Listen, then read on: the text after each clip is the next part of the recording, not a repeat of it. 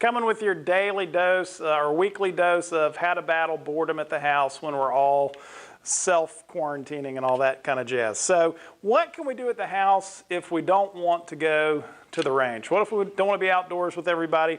We can still train at home, and it's free, and it's not using up your precious ammunition, because we know that's precious right now, right? So what can we do at the house? We can still train, and we can be indoors, and we can get more proficient if we practice at the house. So I just wanted to give you a couple of things you could do at home, in the privacy of your own home, safely, that will actually maybe net us some benefits at the range the next time we go. Not going to say a spouse is not going to look at you like you're crazy if you're practicing some of this in the house, but we'll get beyond that. So first things first, I'm going to show you a clear gun there, and I'm going to show you a clear gun here. So I'm using empty guns.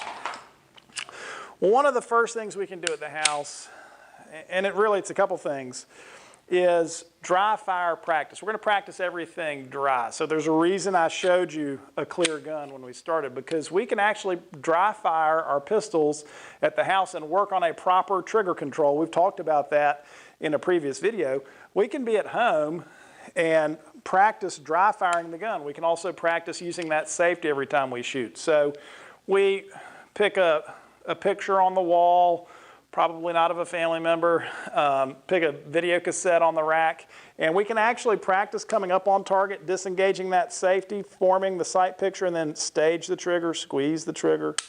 And we can actually practice dry fire at the house.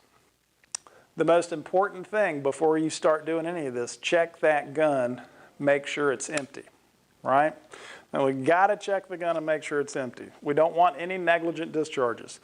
So that's a very simple, easy thing to do. Dry fire practice. We are going to have to rack the slide each time because we're not using ammunition. So just be aware of that. But we can practice getting a good grip, getting a good sight picture, operating that safety, staging the trigger, squeezing the trigger. And then I'm also going to practice getting my finger off the trigger and re-engaging that safety when I'm done. Repetition. Practice makes permanent. We can get easy, free reps at the house.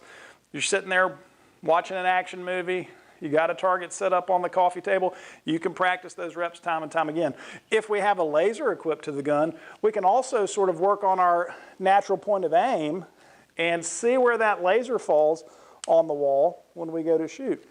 Obviously, the laser should be sighted to the sights of the pistol, but you've already done that if you have one. So we can use that laser as a training tool. It's not just a cat toy, it's a training tool as well. So you can use that laser to see how steady you are and see where your natural point of aim is. We could also practice our draw. I'm going to set this gun down real quick.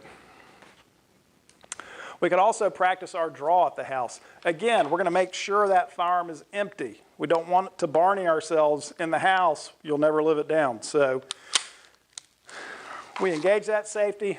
We can practice that good grip in the holster, getting the gun out and establishing the grip, operating the safety, and coming out on target. Right? And we can practice our reholster. One of the worst things I see in terms of range behavior in the range in here is people searching for the holster with the barrel of the gun.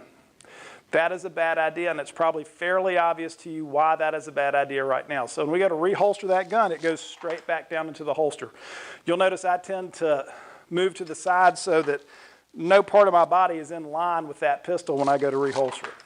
All right, so we can actually, with an empty gun, practice our draw and establishing our grip and getting our sight picture and just making sure that we've got it down pat before we even start putting rounds into the gun. So I hope that helps battle boredom. I hope it gives you some good tips.